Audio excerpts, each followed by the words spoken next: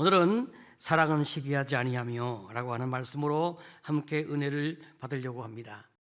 우리가 지난주부터 묵상해 온 고전 13장 4절의 말씀을 우리가 두 범주로 묶어서 생각해 오고 있습니다.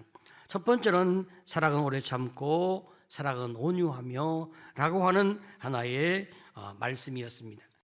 두 번째는 시기하지 아니하며 사랑은 자랑하지 아니하며 사랑은 교만하지 아니하며, 이 말씀을 또 한 범주로 묶어서 오늘 함께 같이 은혜를 나누려 합니다.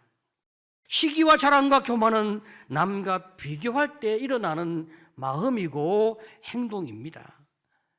사실 인간은 말이죠, 자기 잘난 맛에 살거든요. 내가 주인공이 되고 싶어하고 내가 높아지고 싶어하고 내가 다른 사람들로부터 박수를 받아야 우리는 행복해지는 그런 욕구가 있습니다. 그런데 나보다 더 잘난 사람을 만나게 되어지면 우리는 정말 견딜 수 없는 고통이 따라오는데, 바로 이때 시기와 질투가 일어나는 것입니다. 성경에서 보게 되어지면 시기심 때문에 인생을 망친 사람이 등장하는데 그가 바로 사울 왕입니다. 강력한 블레셋 군대가 침공해 왔습니다. 그리고 앞장서는 강력한 지휘관이 골리앗 장군이었어요. 이스라엘 군대는 벌벌 떨었습니다. 이길 수가 없었습니다. 그 누구도 이 위기를 해결할 수 있는 전략이나 힘과 지혜를 갖지 못했습니다. 그야말로 패망 직전이었어요. 그런데 바로 그때 목동 다윗이 등장하여 골리앗을 죽입니다. 이로 인하여 이스라엘은 극적인 승리를 얻게 되었습니다. 여기까지는 그래도 괜찮았습니다. 사울 왕은 약간만 기분이 나빴습니다. 그래도 남성 사회에서는 서열과 질서가 중요하기 때문에 다윗이 큰 공을 세워서도 군대는 변함이 없이 사울 왕을 바라보고 충성하는 것입니다. 그런데 이 사울 왕의 마음을 뒤흔든 것은 여성들이었습니다. 여성들은 감정대로 이야기하거든요. 사무엘상 18장 7절을 보게 되어지면 여인들이 뛰놀며 노래하여 이르되 사울이 죽인 자는 천천히요 다윗은 만만히로다 한지라. 전쟁이 끝나고 군대가 귀환하는데 그들을 맞이하는 여인들이 왕인 사울을 찬양하는 것이 아니라 목동 다윗을 찬양하기 시작하는 거예요. 여기에 사울 왕은 견딜 수 없는 고통을 느끼는 거예요. 아무것도 아닌 어린 청년인데 그에게 강한 경쟁 의식으로 깊은 시기심과 질투를 가지게 되었습니다.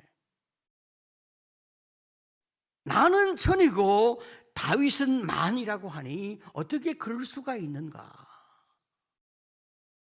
양의 똥냄새 나는 저 어린 목동과 왕인 나를 비교할 정도가 아니라 내가 그렇게 낮은 평가를 받고 있다니 너무나 불쾌하였습니다.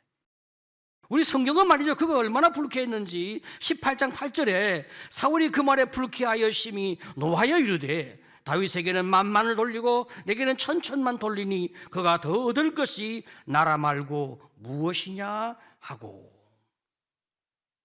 자, 여러분, 불쾌했다, 이게 무슨 말일까요? 감정이 상하고 마음이 상한 거예요. 여러분, 사람은 감정이 상하면 이성이 마비가 되거든요. 이성은 언제나 삶의 방향을 제시하는 그런 역할을 하는데 감정이 너무 상하니까 이성이 마비가 되어버리는 거죠. 그 다음부터 자기도 알지 못하는 충동적인 삶의 길로 사울 왕은 가게 되어집니다. 그뿐입니까? 사람들이 다윗을 저토록 좋아한다면 언젠가는 이 왕자마저 빼앗기지 않겠는가? 그래서 사울은 존재 위협을 느끼기 시작하는 거예요. 다윗은 꿈꾼 그런 마음은 아니지만 다윗은 반역자의 길을 가고 있다 하고 사울은 단정하기 시작합니다. 이때부터 사울의 인생이 무너지기 시작하는 거예요. 사울은 이스라엘 나라의 초대 왕으로 손색이 없는 사람이었습니다. 리더십이 있었고 지혜가 있었고 용기가 있었습니다. 모든 사람이 볼 때 사울을 그 당시에 최고의 인물로 꼽을 수 있는 훤실한 키와 아름다운 외모도 그는 갖추고 있었습니다. 이토록 훌륭한 사울이 다윗을 시기하기 시작하면서 추하고 어리석은 사람으로 전락하기 시작하는 거예요. 여러분, 시기가 우리의 마음을 지배할 때 우리의 장점, 우리의 가능성, 우리의 능력 이런 것들이 무너지고 우리의 미래가 파괴되어지게 되어 있습니다. 이만큼 시기는 일상적인 우리의 삶을 마비시키고 시기의 대상 외에는 내 눈에 보이는 그런 사람이 없기 때문에 우리는 거기에 집중함으로 말미암아 내 삶이 자꾸 무너지게 되어 있어요. 여러분, 사람은 타락한 인생이기 때문에 누구나 시기와 실투가 있습니다. 그런데 이 시기심에 나를 주게 되어지고 이 질투에 내 인생을 맡기게 되어지면 내 인생은 사탄의 밥이 되고 마는 것입니다. 사울 왕의 결정적인 실패는 무엇일까? 곰곰이 묵상해 볼 때 이 사람이 자기에게 주어지는 고통과 고난을 가지고 주님께 나가지 않는 거예요.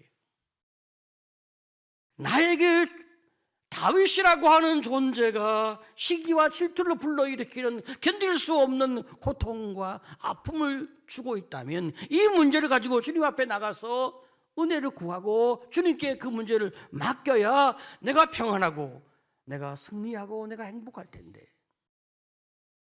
그는 끝내 주님께 그 문제를 맡기지 못했습니다. 그 결과 시기와 질투에 그의 인격이 무너지고 마는 거예요. 여러분, 우리는 말이죠, 우리의 부부 생활을 한번 다시 돌아보면서 또 우리의 결혼 관계를 다시 한번 돌아보면서 이 시기와 질투의 문제가 얼마나 우리의 인생을 힘들게 만드는지 다시 한번 돌아볼 필요가 있습니다. 여러분, 남녀가 만나서 말이죠, 사랑하고 행복할 것이라 믿고 우리는 결혼을 하게 됩니다. 그런데 결혼식이 끝나고 행복이 오는 것이 아니라 길고 긴 고통의 결혼 과정이 우리에게 주어지는 거예요. 자, 그러니까 결혼 생활에 대한 치명적인 오해는 사랑하는 사람과 결혼하면 당연히 저절로 행복이 올 거다, 이렇게 생각하는 것은 매우 잘못된 생각이에요. 결혼 생활이 행복하려고 하면 나를 바꾸어야 하는 거예요.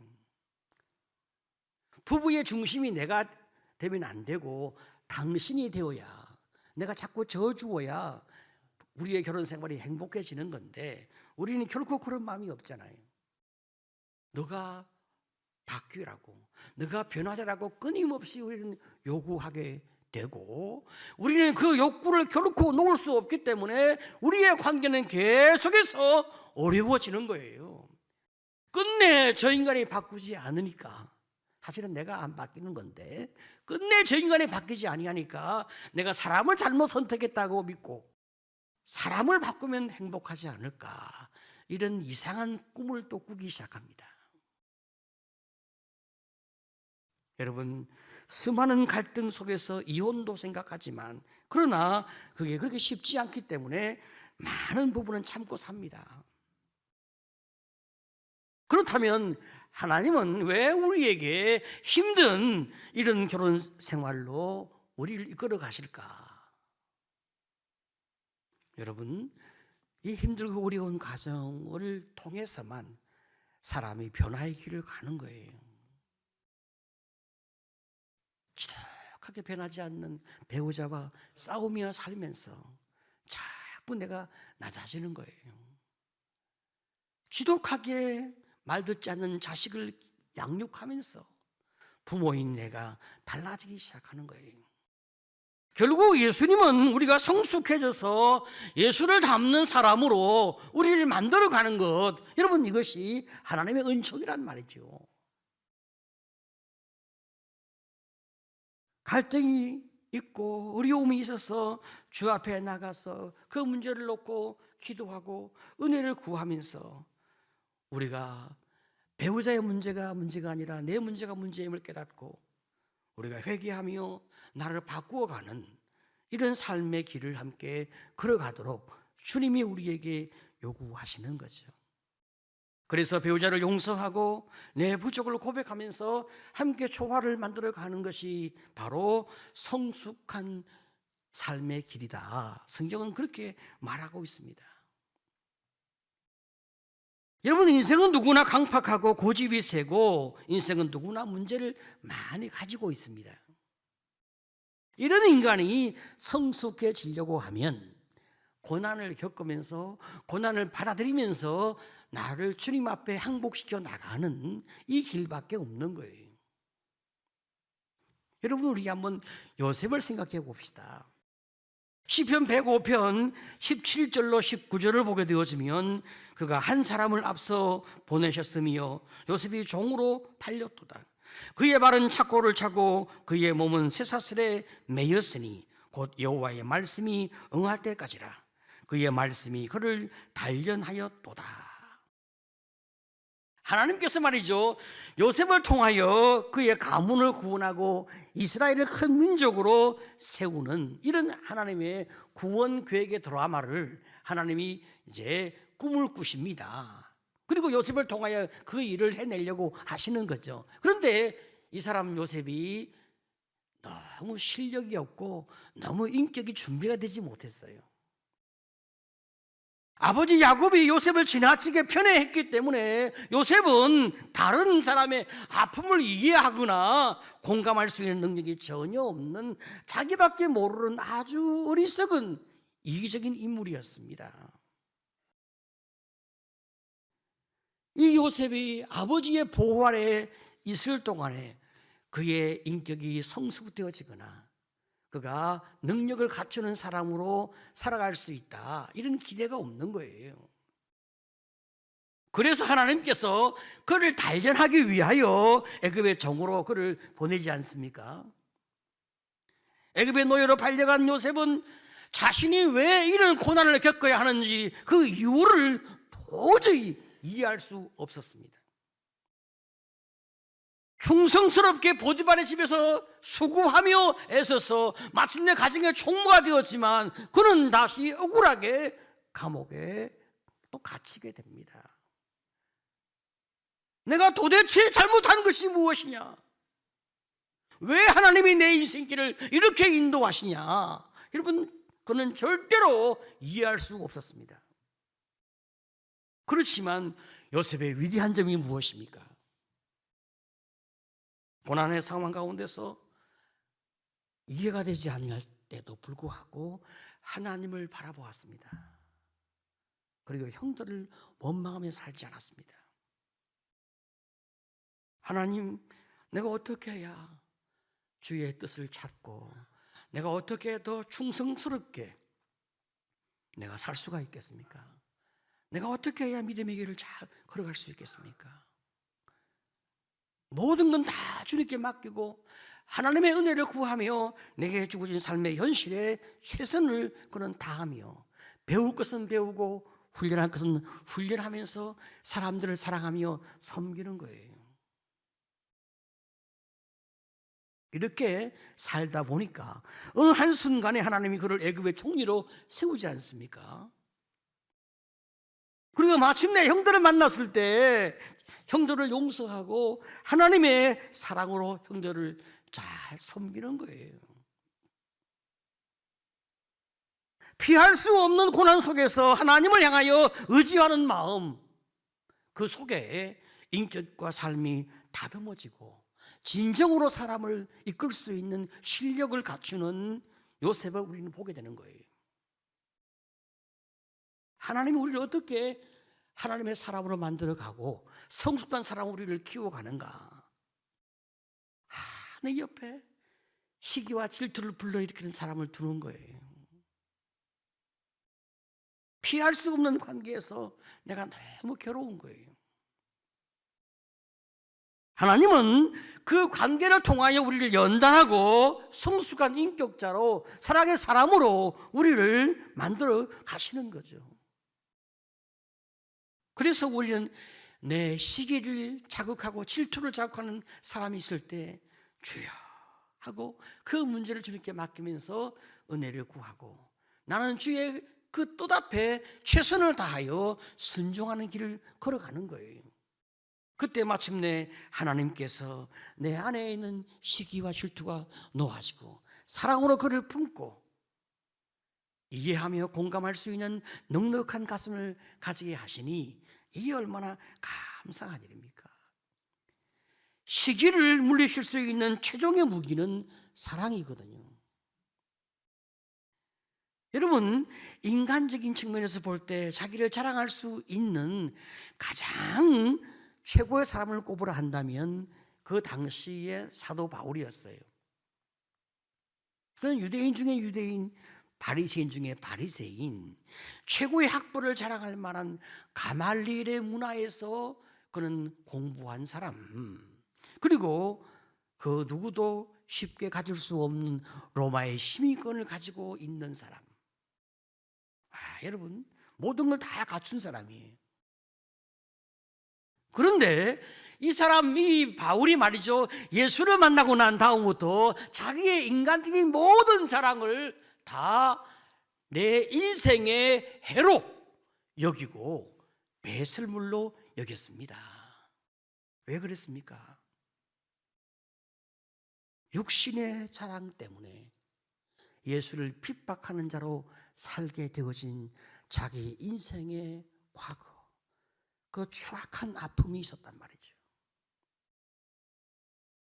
내가 최고의 자랑인 예수를 바라보는 것이 아니라 육체에 자랑할 만한 것 때문에 최고의 자랑이신 예수를 놓친 이런 어리석은 인생의 길을 걸어갔기 때문에 나는 다시는 그렇게 인생을 살지 않겠다.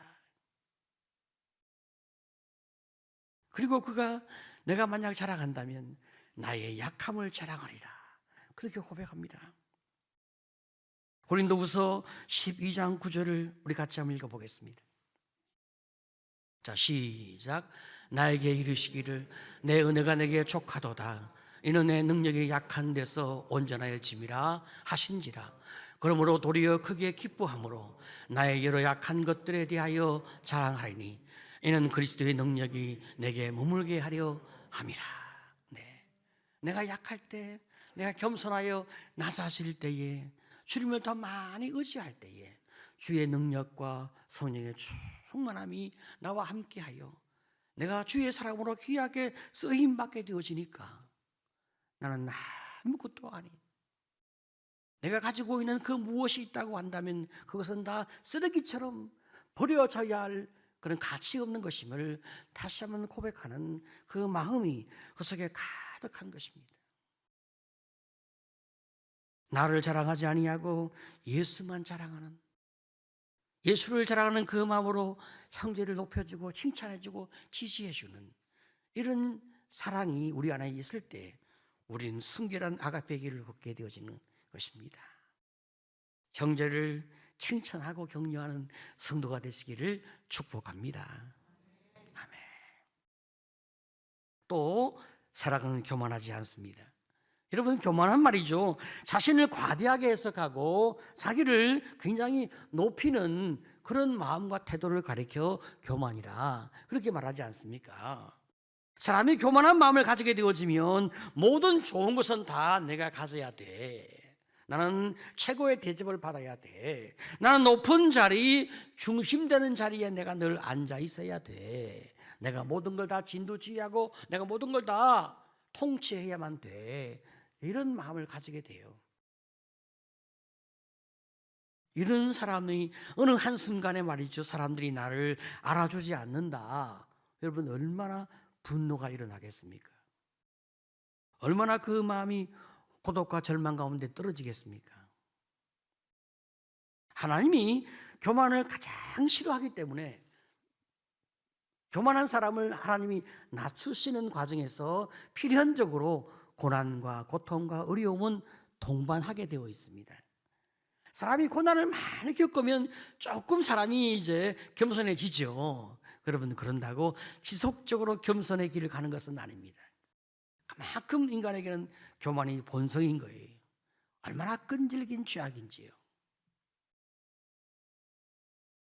우리가 이 교만 버리기가 너무 어려운 것입니다. 그렇기 때문에 자꾸 높아지고 싶어하는 우리 안에 있는 이 교만의 욕구를 주님 앞에 내어놓고 하나님의 은혜를 묵상하며 십자가의 길로 가는 거, 여러분이 얼마나 큰 축복인지 모릅니다.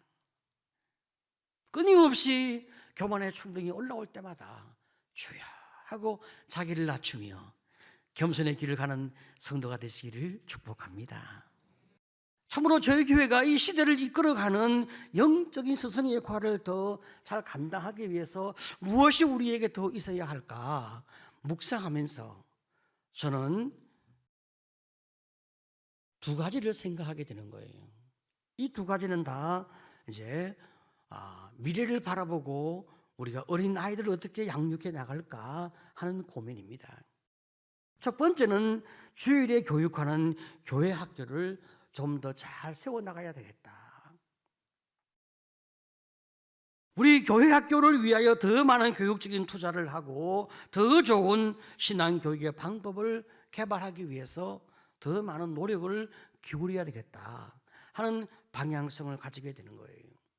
이를 위해서 우리 선생님들을 더 잘 돕고 더 잘 훈련하고 행복한 마음으로 사역하도록 더 잘 돕는 그런 분위기를 만들어 가야 하겠다. 뿐만 아니라 비전 트립을 통하여 우리 아이들의 선교적 마인드를 키우고 글로벌 감각을 배워 나가도록 계속 지원하는 이런 교육적 안목을 가지고 앞으로 전개해 나가야 되겠다 생각합니다. 또 하나의 이제 그 방향은 평일에 교육하는 대안학교입니다. 우리가 주일 교육을 아무리 잘 시키려고 해도 주일 딱 하루밖에 없고 그것도 몇 시간밖에 없어요. 이걸 갖고 하나님의 사람을 아름답게 세우고 나가는 교육을 절대로 할 수가 없는 거예요. 그래서 평일에 하는 대안학교를 세워나가서 교회 안에 신앙교육뿐 아니라 세상의 교육도 기독교 가치관적으로 교육함으로 말미암아 탁월한 실력이 갖추어진 아이들로 키워야 되겠다. 우리 예수 믿는 선생님들이 정말로 학교에서 사랑으로 잘 가르치고 아이들을 잘 도우려고 너무나 많이 수고하고 애를 써도 제도와 방향이 시스템이 잘못되어 있기 때문에 어떻게 할 수가 없어요. 이 반기독교적, 이 인격적 이 교육이 너무나 구석구석에 있기 때문에 어떻게 할 수가 없습니다. 교회는 이런 상황에서 어떻게 다음 세대를 기독교적 인재로 키워낼까 고민과 기도와 탐색 끝에 이번에 대안학교를 준비하게 되었습니다. 너무나 감사하고 하나님의 기회를 주셔서 너무나 기쁜 마음이 있어요. 시기와 자랑과 교만은 나만 잘 되고자 하는 마음에서 나온 것입니다. 진정한 아가페 사랑은 다른 사람을 나보다 더 훌륭한 사람으로 키워내는 이 마음에서 나오는 것입니다. 내 자식만 잘 키우는 것이 아니라 내 자식이 함께 살아갈 다른 아이들까지 어떻게 잘 키워나갈 수 있을까? 어떻게 우리 아이들을 영광스러운 예수 제자의 그런 삶을 살도록 그렇게 우리가 이끌어 나갈 수 있을까? 저들이 그렇게 잘 서야 그들의 삶이 행복하고 가정을 세우고 교회를 세우고 나라를 세워나갈 수 있는 그런 소망스러운 인재가 되지 않겠습니까? 부모 여러분, 교사 여러분, 성도 여러분, 우리 모두가 하나님이 기뻐하는 좋은 스승이 되려고 우리는 다 같이 애를 써야 합니다. 그래야 다음 세대를 우리가 잘 키울 수가 있습니다. 참으로 하나님께서 우리에게 주시는 세월의 날 동안에 내게 주어진 이 건강과 시간과 자원을 가지고 내가 주님께 충성함으로 말미암아 다음 세대에 주님의 사람, 아름다운 하나님의 사람, 위대한 주님의 인재가 가득한 그런 교회와 나라로 만들어갈 수 있도록 하나님 우리에게 은혜를 더하여 주옵소서. 기도하는 여러분 되시기를 간절히 축복합니다.